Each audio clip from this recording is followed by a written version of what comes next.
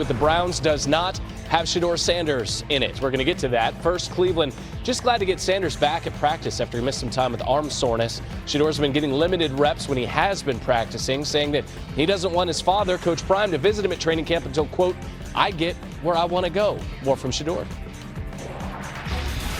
I don't want him coming to see me right now because I want to get to where I want to go then for him to see me. I don't want him to come and see me, get a couple reps and, he's cheering like a good dad. Like, nah, you can't be proud of me right now. I got to get to where I'm going, and I don't want no distractions because we know how the media, we know how everybody will take it and take away from the team just from him being my own dad showing up. So, it's a gift and a curse at the same time. I know it's a long ways to go with everything, and I know, I lack experience on this realm and on this level, but one thing I can hang my hat on is in all pressure situations, you know who I am. Yeah, you just want your dad Come on, Pops. to be proud of you. And, of course, Coach Prime is proud of Shedeur. Now, the Browns releasing their unofficial depth chart. We told you, right, for Week 1, the preseason game against the Panthers, we told you that Shedeur was not in the top 3. It's right here. Flacco, Pickett, Gabriel, and then Shedeur Sanders. Cleveland also signing quarterback Tyler Huntley yesterday. That, according to what Adam Schefter tweeted. The Browns are signing Tyler Snoop Huntley, who spent part of last season with Cleveland, with Kenny Pickett, Dylan Gabriel nursing hamstring injuries, and Shedeur Sanders having a sore shoulder. The Browns need another arm. Enter Huntley. Yes, sir. Ocho. Talk to me. What are the Browns I don't know what they're doing. We don't know what they've done the last 35 quarters. Do they know? Are we sure they know what they're doing? They don't. Have they known what they're doing since that franchise has been established? Have they figured it out yet? Because the last good quarterback, no disrespect to the quarterbacks that have played for the Cleveland Browns, the last one that has been of decency has been Bernie Kosar, if I'm not mistaken. Yeah, that's in mid-'80s, though. Mid who? Okay, Mid-'80s. well, there you go.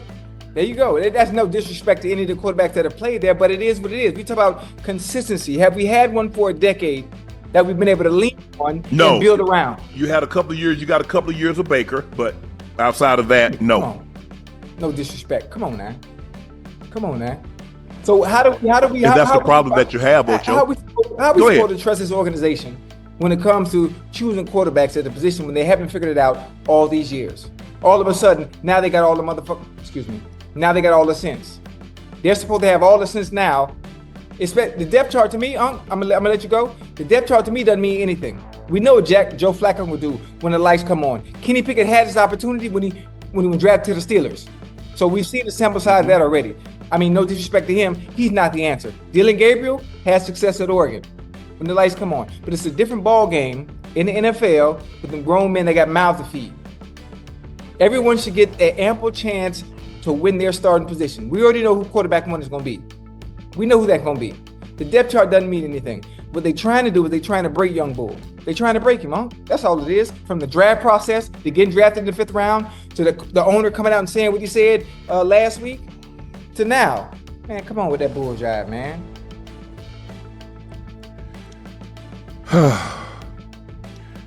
I don't see how Kenny Pickett still remains number 2. He hadn't practiced since the 26th of July, if I'm not mistaken. So he's been dealing with a hamstring injury.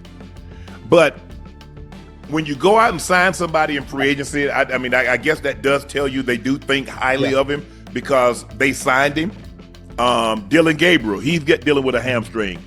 I guess the worst thing that happened is that we could have found out because had both of those guys been injured, we head into the first preseason game and only Flacco and Shedeur is healthy. Now, it remains to be seen how much Joe Flacco is going to play. If he plays, I'm thinking maybe a series, Ocho. That's tops. Let's be generous and say a series. Now that was going to be Shedeur's opportunity to basically take us home. We saw Trey Lance. Trey Lance started the game and played deep into the 4th quarter. Hell, he might have finished the game. With that being said, the worst thing that could possibly happen for the Browns is that the 2 quarterbacks that you're probably counting on, they both got hurt. Most definitely. And they got hurt early. Now, we'll see how soon. It remains to be seen. I think I said last night they played Thursday. They played Thursday or Friday. Is it Friday? Yeah. Okay, they play Friday. They play Friday against the Panthers. 3 more days. I'm excited. Is Shedeur gonna play? Yes, he doesn't have a choice. This is part of his resume. But if it showed, but what if he had? Wait. Clearly they don't feel that confident, because if they thought Shedeur was going to be able to go, would they have brought a fifth quarterback in? They had to bring somebody else in, because Kenny Pickett's probably not going to play, especially with a hamstring injury. The game is Friday. I don't think either one. I don't think 2 and 3 is going to play. So definitely he's going to play. Listen. The eye in the sky doesn't lie, and they need Shedeur to put what he can on tape. They need him. What are we going to get? What did we draft? All the work we put in, obviously going against offense and defense in practice, that don't mean nothing. Well, you don't expect to get Ocho. How long you expect the $500 car to last? Think about where they drafted him now. Now, clearly they ain't put a whole lot of resources behind it. No. So they're not. Let's you know what, Ocho? You know what we do here on Nightcap. Come on, talk to me now. Chat, you know, when you go by what we used to call, when I was growing up, we call it secondhand. When you go buy something secondhand and you spend $500 or you spend $1,000 and as is, no warranty, you're not expecting, okay, hopefully get me from point A to point B. They drafted Shedeur in the 5th round. They're not expecting much of Shedeur.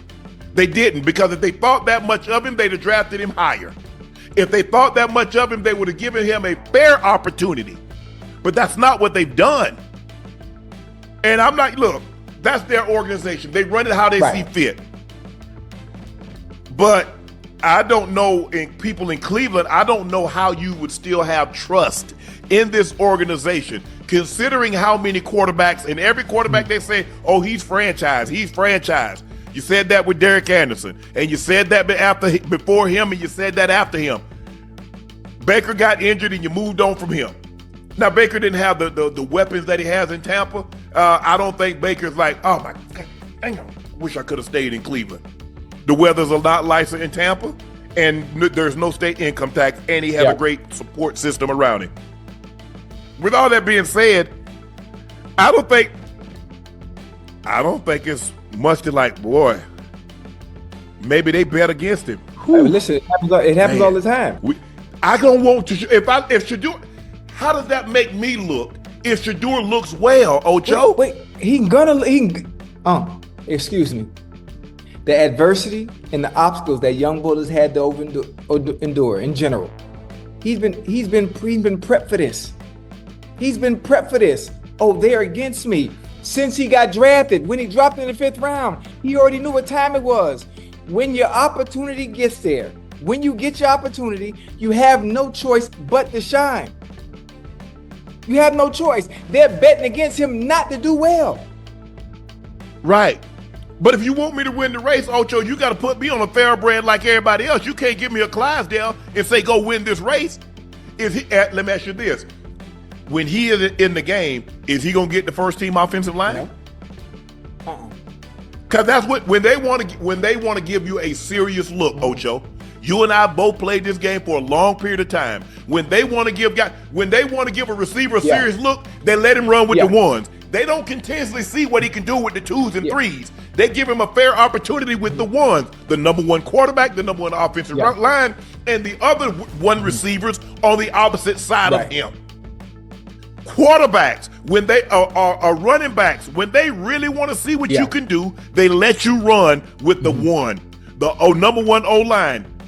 And normally, when they pull the offensive line out, guess who else coming out? The quarterback. Because the starting quarterback is not going to be in there with the 2s and 3s.